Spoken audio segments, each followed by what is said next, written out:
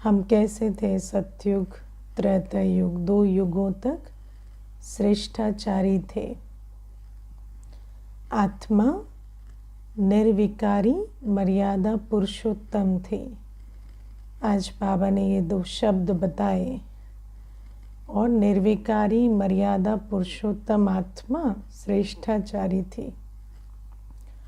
और फिर हम धीरे धीरे विकारों की मैल चढ़ी स्वच्छ पौधों पर और हम बन गए भ्रष्टाचारी। जब भ्रष्टाचारी बन गए तो भ्रष्टाचार नॉर्मल और नेचुरल हो गया,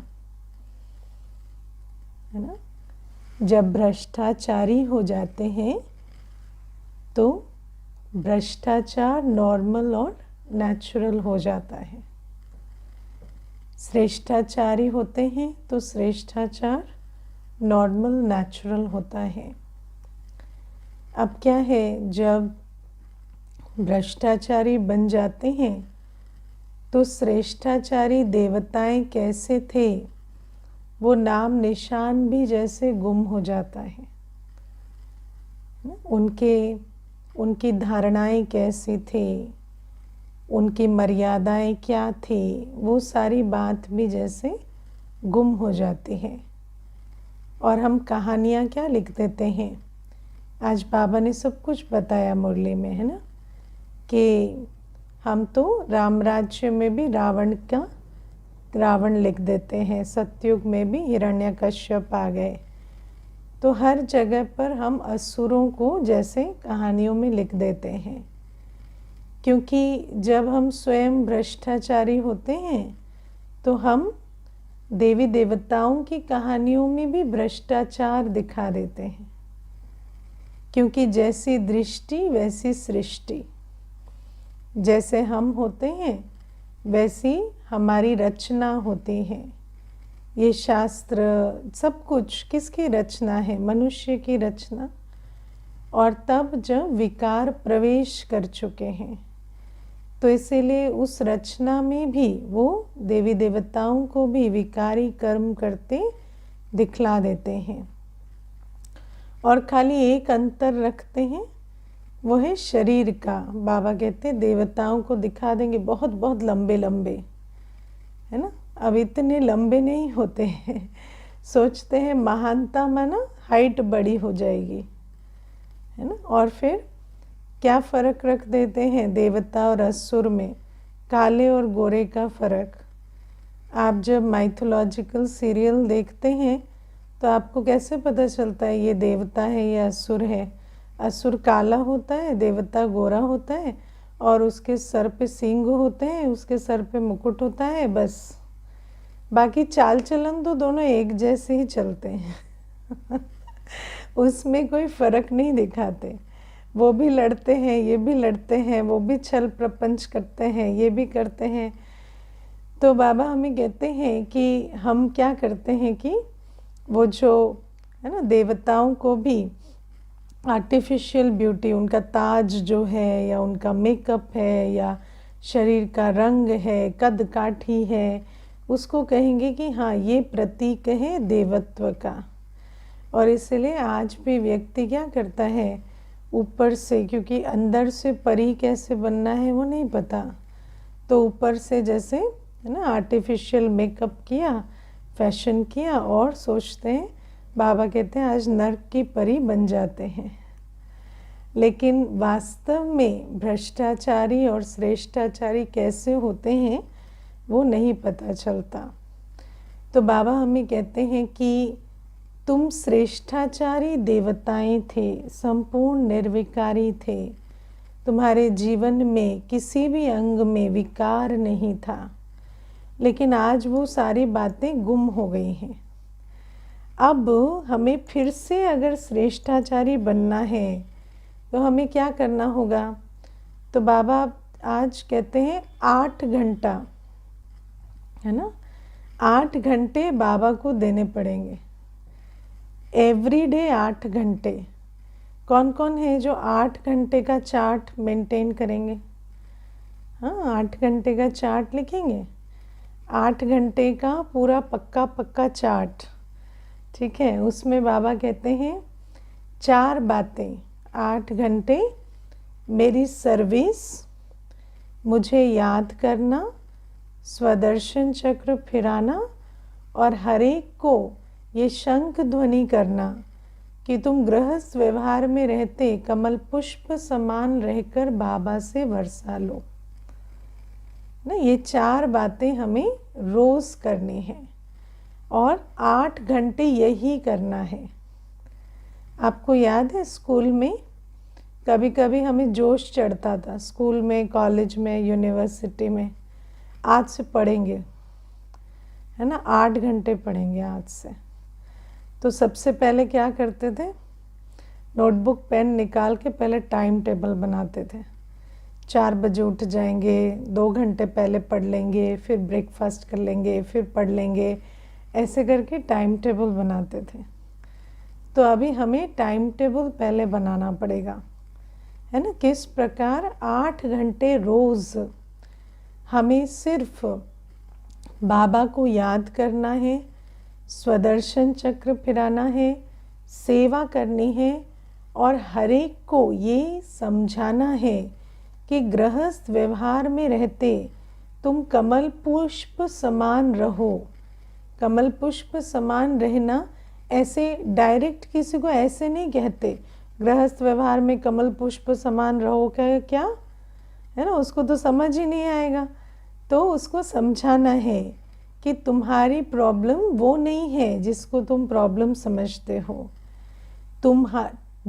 जब कोई आपसे बात करता है ना, हम सारे दिन, देखो दुनिया में वैसे भी आजकल कहने लगे हैं, कोई किसी से बात करता है तो कहते हैं क्या कर रहे थे, तो कहते हैं दुख सुख सुना रहे थे, है ना, दुख सुना रहे थे, तो दुख सुख की लेन देन कर रहे थे, ऐसे कहते हैं। तो हर एक जब बात करता है तो कुछ ना कुछ तो अपना दुखड़ा सुनाता है ना। तो उस दुखड़े में क्या सुनाता है कि भाई मेरी सास मेरी प्रॉब्लम है, या मेरा पड़ोसी मेरी प्रॉब्लम है, या ये जो सोसाइटी वाले हैं ये तंग कर रहे हैं, या ऑफिस में बॉस मेरी प्रॉब्लम है, या ये फलाना कुलीग प्रॉब्लम है।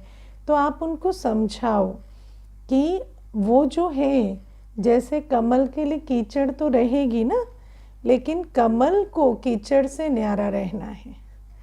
ऐसे आपको भी अपने अंदर, जो आपके अंदर बात है ना, जिसके कारण आपको उस चीज़ से तकलीफ हो रही है, जैसे कोई आपको बार बार ताने मारता है तो आपके अंदर पिंच होता है, क्यों, क्योंकि स्वमान की कमी है ना। तो उस स्वमान को आप जागृत करो, उसको धीरे धीरे स्वमान को समझाओ कि स्वमान क्या होता है।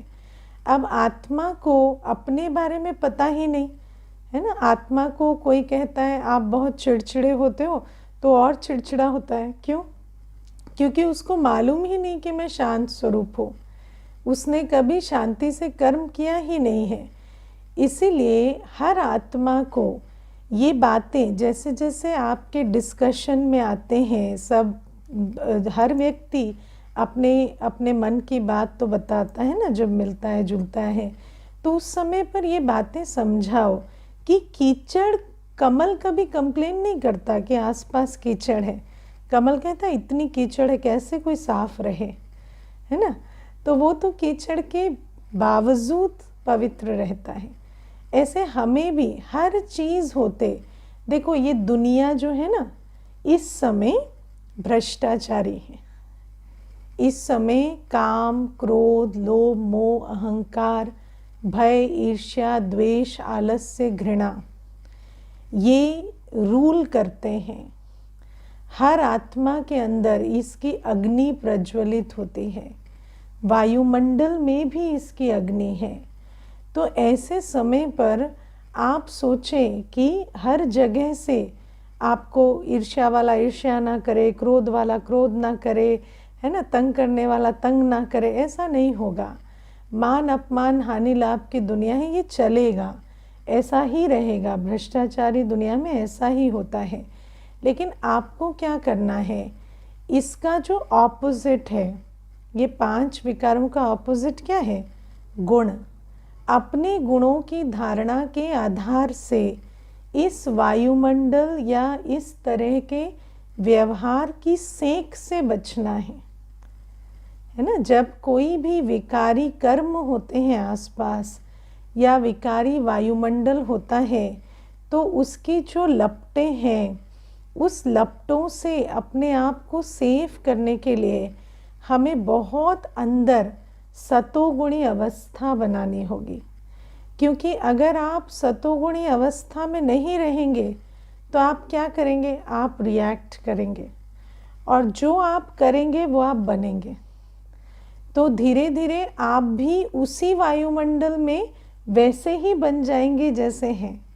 मैंने बहुत लोगों को देखा, जैसे देखो जब भ्रष्टाचार कहते हैं तो मोस्टली क्या होता है, लोग कहते हैं फाइनेंशियल करप्शन, है ना। लेकिन मैंने बहुत लोगों को देखा कि जैसे किसी सिस्टम में आते हैं, हम गवर्नमेंट ऑफिस में भी काम किए या कैसे भी, तो कहेंगे सब ऐसा करते हैं, सब ऐसा करते हैं, तो वो भी करने लगते हैं, है ना। या कई बार तो ऐसा भी होता है कि सब ऐसा करते हैं और फिर कभी इल्ज़ाम एक पे लग जाता है बिना किए, तो कहता है अब मैं क्यों ना करूं, अब तो इल्ज़ाम भी लग गया, अब तो कर ही लेता हूं। तो बाबा हमें कहते हैं नहीं, ऐसे तुम्हें समझना है कि जो कर्म मैं करूंगा उससे मेरा भाग्य बनेगा। इसीलिए तुम हर प्रकार के लोभ के वातावरण में, तुम काम विकार के, देह अभिमान के वातावरण में, किसी भी प्रकार के वायुमंडल में रहते हुए तुम अपने गुणों के आधार से चलो। ये बातें हमें सबको समझानी पड़े, है ना, जिससे भी आप मिलते हैं। क्योंकि आप देखो दुनिया में क्या होता है कि जब भी कोई आत्मा आपके साथ कंप्लेन करती है और आप उसको बताते हैं तो कि जनरली हम क्या कहते हैं, हाँ भाई बात तो सही है, अगर सामने वाला ऐसे कर रहा है आपको बुरा तो लगेगा, दुख तो होगा। तो फिर क्या होता, उसका दुख जो है हम बढ़ा देते हैं। लेकिन अगर हम उसे इशारा दें, अब मान लो कोई शारीरिक व्याधि से भी जूझ रहा है, वो कहता है इतना दर्द है कि 2 मिनट भी शांति नहीं रहती, तो आप उसे ये मत कहो कि दर्द ठीक हो जाएगा, हम भोग लगवा देंगे, है ना डॉक्टर मिल जाएगा, ठीक हो जाएगा। आप उसे कहो दर्द ठीक होगा, लेकिन पहले आप समझो कि दर्द होते हुए भी आप खुश रह सकते हो, आप शांत रह सकते हो, है ना। जब एक दवाई पेन मैनेजमेंट कर सकती है तो हमारी स्वस्थिति पेन मैनेजमेंट नहीं कर सकती क्या। और खुश होकर हम बाबा की याद में इलाज भी ढूंढेंगे, वो भी मिलेगा। लेकिन ये नहीं कि जब इलाज मिलेगा तभी खुश होंगे, क्योंकि हमारे अंदर ये एक प्रोग्रामिंग है कि जब तक सामने वाला या शरीर या परिस्थिति ना बदले तब तक आप अपनी शांति खुशी को पोस्टपोन करते रहो। तो बाबा हमें कहते हैं कि 8 घंटे तुम ये करो, मेरी याद में रहो, स्वदर्शन चक्र फिराओ, अपने आदि अनादि स्वरूप को याद करो। हर एक आत्मा जिससे मिलते हो उसको ये संदेश दो कि तुम गृहस्थ व्यवहार में रहते कमल पुष्प समान रहो। और चौथा बाबा कहते हैं मेरी सर्विस करो, है ना। कोई भी कर्म हम कर रहे हैं उसमें सेवाधारी का एटीट्यूड रख के करें, ईश्वरीय सेवा समझ के करें, निमित्त निर्माण निर्मल वाणी रख के करें।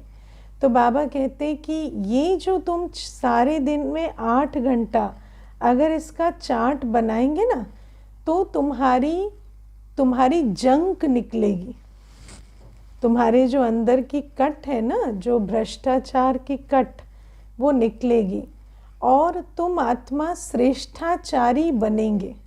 ये जो श्रेष्ठाचारी बनना है ना, इसके लिए सिर्फ सोचने से कि हम कल से क्रोध नहीं करेंगे, हम लोभ में नहीं रहेंगे, उससे नहीं बन जाएंगे।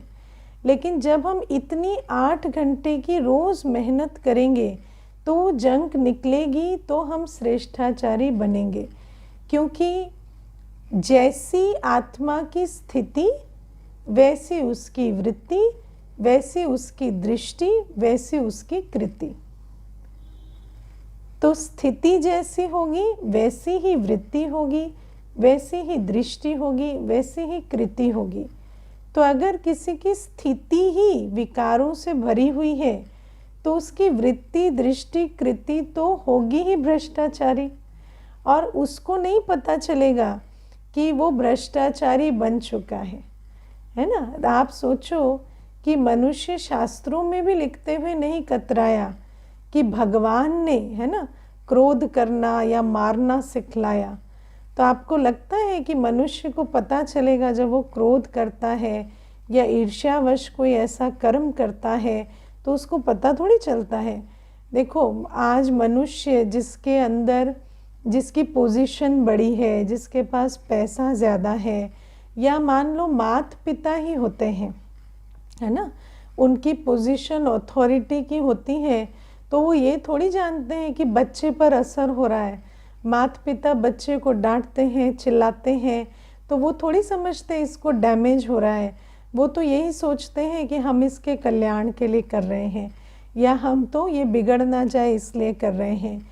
तो भ्रष्टाचार इतना हो गया है कि क्रोध, हिंसा को भी हम समझते हैं कि हम किसी के कल्याण के लिए कर रहे हैं। और जब वो बच्चा बड़ा हो जाता है, जब 15-16 वर्ष में उसको एंग्जाइटी और पैनिक अटैक्स होने लगते हैं, तो उसको साइकोलॉजिस्ट बताता है कि तुम्हें घर में वायुमंडल अच्छा नहीं मिला, है ना। तो उसको पता चलता है कि अच्छा, ये सारा डैमेज बचपन में हो रहा है।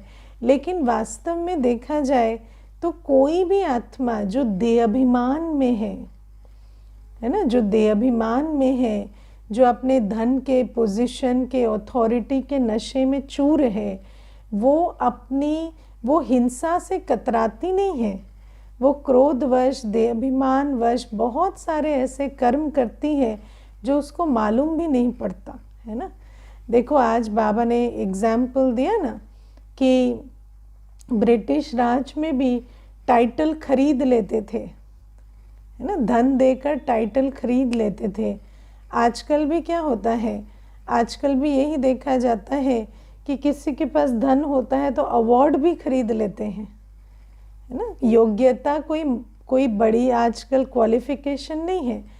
आज आपके पास धन है तो आप कॉन्ट्रैक्ट ले लेते हैं, अवार्ड ले लेते हैं, सब कुछ ले लेते हैं। तो बाबा कहते हैं उस आत्मा को पता थोड़ी चलता है कि ये करप्शन है। वो तो यही सोचता है मेरे पास धन है, धन की शक्ति है, तो मैं प्रयोग क्यों ना करूं, क्योंकि वो तो धन के नशे में चूर है। तो जिसको जो नशा है वो उसका प्रयोग कर रहा है। किसी को शारीरिक ताकत है तो वो थप्पड़ मारने में देरी थोड़ी लगाता है ना। वो तो बिल्कुल अपना बल प्रयोग करता है। मैंने तो देखा, कुमार होते हैं ना, यूथ में हॉस्टल में रहते हैं, तो उसमें भी दो अगर एक कमरे में रहते हैं तो एक में शारीरिक बल है तो दूसरे पे बल प्रयोग भी करता है ना। और विवाह हो जाता है तो फिर स्त्री पर भी बल प्रयोग करते हैं। तो ये सारा क्या है, ये सब मिसयूज ऑफ पावर है। भ्रष्टाचार क्या होता है, abuse of power, misuse of power. तो जिसके पास आज जो ताकत है ना, वो उस नशे में चूर, वो उस प्रकार से चलता है। और दूसरा जो है, जो आज सोचता है कि मैं शिकार हूँ, मैं विक्टिम हूँ, वो भी लक्ष्य क्या रखता है, एक दिन मैं भी धन कमाऊंगा, मैं भी पोजीशन में जाऊंगा और फिर मैं यही करूंगा है ना, फिर मैं यही करूंगा। उसके अंदर भी क्या है कि जब मैं धन कमा लूंगा, जब मैं सत्ता में आऊंगा तो मैं भी अपना बदला ऐसे ही लूंगा। तो आप सोचो कि भ्रष्टाचारी जो होता है उसके संपर्क में जो आता है, आज अपने को विक्टिम कहलाता है, लेकिन कल वो भी वही कर्म करता है। इसीलिए बाबा कहते हैं ये जो विशियस साइकिल है ना भ्रष्टाचार का, ये चलता रहता है। क्योंकि भ्रष्टाचार देखते हैं, भ्रष्टाचार सुनते हैं, भ्रष्टाचारी फिर खुद भी बनते हैं, है ना। तो बाबा हमें इसीलिए कहते हैं तुम्हें नहीं मालूम कि जो श्रेष्ठाचारी थे वो कैसे थे, और श्रेष्ठाचारी दुनिया बनानी है। ये जो पूरा साइकिल है ना, भ्रष्टाचार से भ्रष्टाचार का साइकिल, इसको तोड़ना है ना। देखो, जब सास बहू होती है तो उस पर अत्याचार होता है, तो फिर वो जब सास बनती है तो अत्याचार करती है। वो ये नहीं सोचती जो मेरे साथ हुआ मैं ना करूं। क्यों? क्योंकि यही साइकिल है भ्रष्टाचार का। जब आप क्रोध का शिकार होते हैं तो आप सोचते हैं कि वो जो क्रोध है वो कर रहा है, लेकिन जितना आप उस पर ध्यान दे रहे हैं वो क्रोध आपके चित्त का हिस्सा बन रहा है, और फिर कल आप भी एक क्रोधी की तरह काम करते हैं, क्योंकि आपने उस क्रोधी का चिंतन किया है और उसको चित्त पे बिठाया है। तो इसीलिए बाबा कहते हैं कि इस दुनिया में रहते इसका चिंतन छोड़ दो, ये भ्रष्टाचारी दुनिया है ना। तुम अपने संकल्प समय किस में लगाओ, तुम मेरी याद में रहो, मेरी सेवा करो, मेरी सर्विस करो। 8 घंटे तुम टाइम टेबल बनाकर स्वदर्शन चक्र फिराओ और सबको कमल पुष्प समान जीवन बनाने की प्रेरणा दो। क्योंकि कीचड़ में कीचड़ होना, कीचड़ में कीचड़ के दाग लगना, ये तो सब बहुत नॉर्मल समझते, सभी दागदार बनते जा रहे हैं।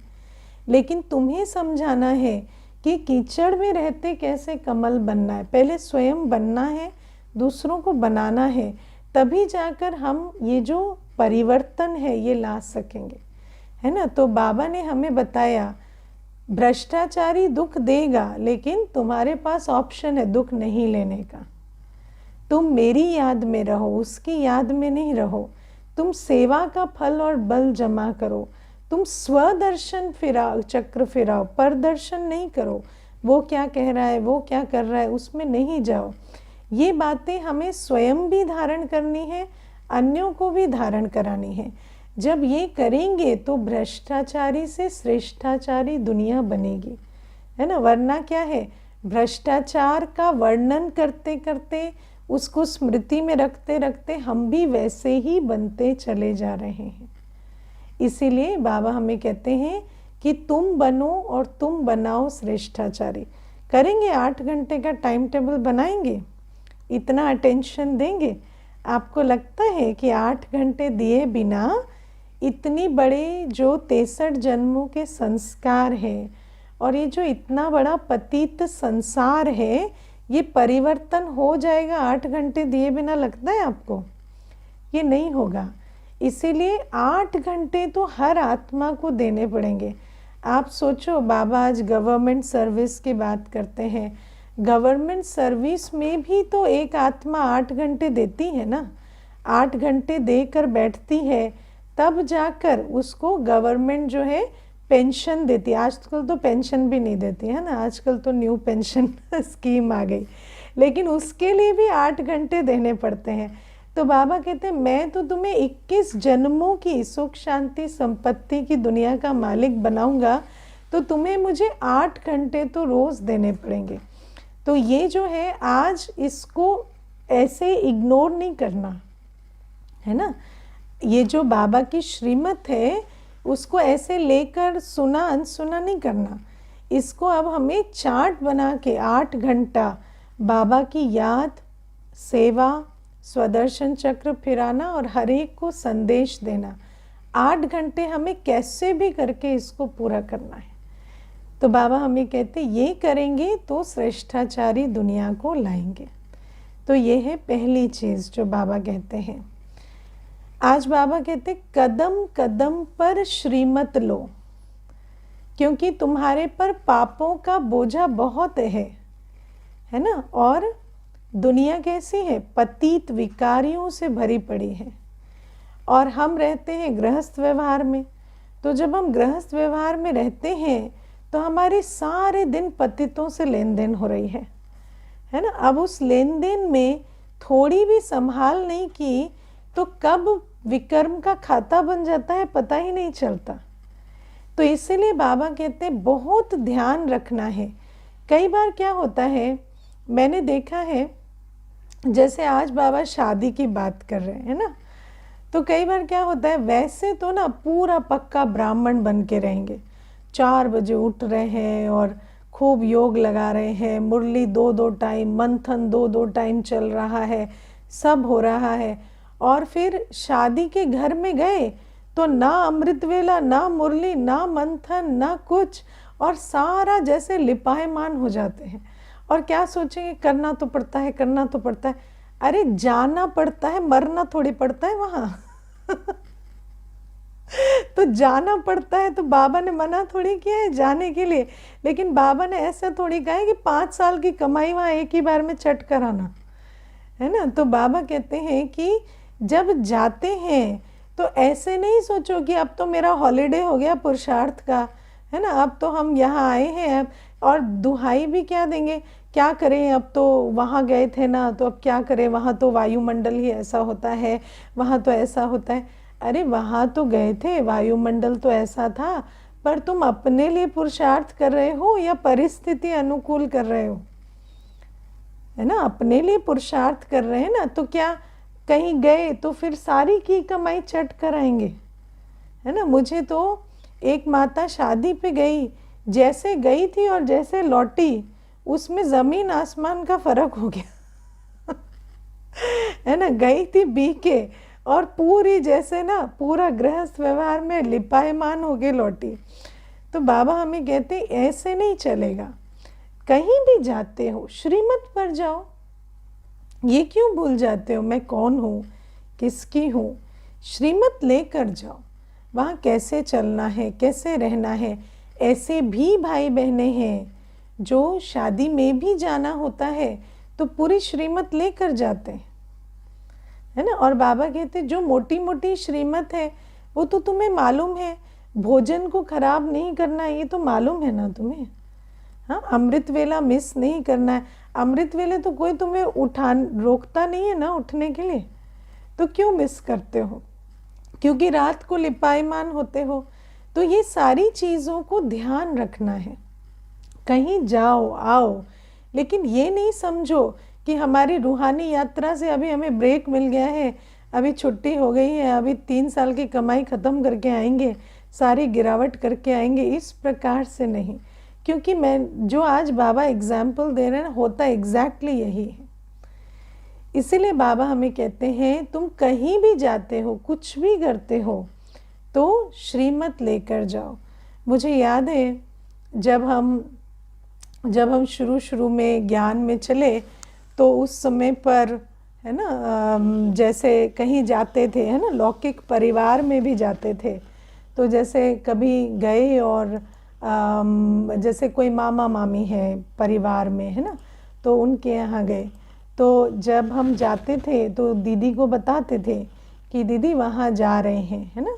तो दीदी पहला प्रश्न पूछती थी भोजन कैसे करोगे, है ना, फिर वहाँ पर रहने की क्या व्यवस्था है, और अगर रात को ही लौट आ सकते हो तो लौट आना, किसी के यहाँ पर रात में क्यों रहना है।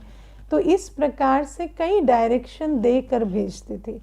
तो जब हम भी वहाँ पर जाते थे तो हमारे अंदर ये रहता था कि ये बातों का हमें ध्यान रखना है। तो बाबा कहते कहीं पे भी जाते हो तो श्रीमत लेकर जाओ। जब श्रीमत लेकर जाते हैं ना तो अपने अंदर एक स्मृति रहती है कि किस प्रकार से हमें चलना है, किस प्रकार से रहना है। मुझे याद है एक बार हम ऐसे जा रहे थे कहीं पर, तो मुझे दीदी ने सारे इंस्ट्रक्शन भी दिए और उसके बाद मुझे कहती हैं कि रुको और 2 समोसे खिलाए, है ना। तो मुझे समझ में आया कि शायद इसलिए खिलाया कि कहीं वहाँ जाके, है ना, चलाएमानी ना हो कि वहाँ पर तो अनेक प्रकार के भोजन बनेंगे, तो वो चलाएमानी ना हो, तो वो तृप्ति करके भी भेजी। तो बाबा कहते हैं कि इतना तो बाबा ध्यान रखता है, लेकिन हम भी तो श्रीमत लेकर चले ना। तो वो बाबा हमें बताते हैं कि अब जैसे शादी की बात की बाबा ने, फिर बाबा कहते हैं किसी का शरीर छूट जाता है।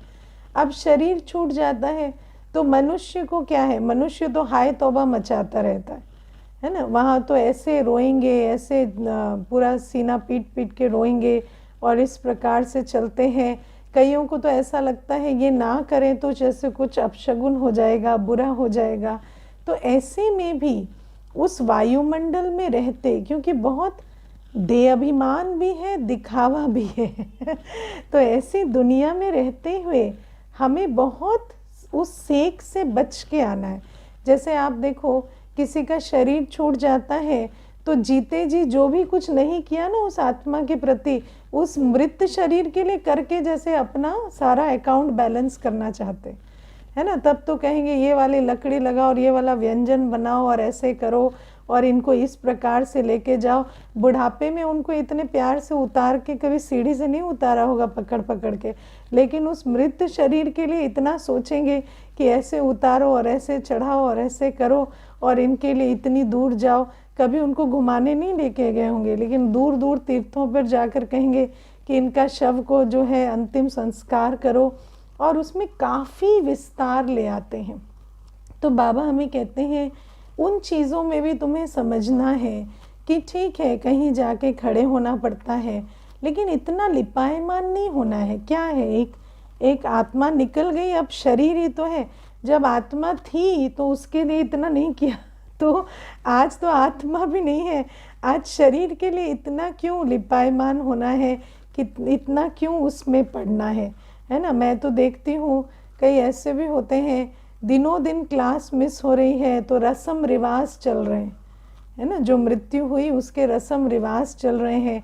घर में मानो कोई मृत्यु हो गई है तो उसके रस्मों में पार्टिसिपेट कर रहे हैं, मुरली भी नहीं हो रही है या क्लास भी नहीं हो रही है। तो ये सब क्या है, ये सब भी क्या है, दुनिया में माया जैसे हमें खींच लेती है अपने चीज़ों में। तो बाबा कहते हैं ये सब समझना है और श्रीमत लेनी है, ऐसे नहीं बताना नहीं है। कई बार ऐसे कहते हैं वहाँ ऐसा वातावरण है ना, अब क्या करें, अब क्या करें। जब आप 10 बार क्या करें कह देंगे तो हम भी क्या कहेंगे, हाँ भाई क्या करें, करो जो कर रहे हो। और अगर आप पूछेंगे क्या करें तो हम बताएंगे क्या करें, लेकिन जब आप ही क्या करें करेंगे तो हमें पता है ये कुछ नहीं करेंगे, तो हम भी कहते हैं हाँ भाई क्या करें, जाओ जो करना है करो। लेकिन जब पूछेंगे कि इसमें क्या करें, किस प्रकार से चलें, और उसमें आत्मा में निश्चय दिखेगा कि उस आत्मा को इमोशनली असर नहीं आया है, और उसको जो बताएंगे उस हिसाब से वो चल के उस परिस्थिति से निकल आएंगे, तब तो हम भी कुछ डायरेक्शन देंगे ना। तो बाबा कहते हैं इन बातों को समझना है। और बाबा हमें कहते हैं तुम्हारे पे कोई कम बोझा नहीं है विकर्मों का, जो तुम जाके ऐसे ऐसे अभी और खाता चढ़ा रहे हो, है ना।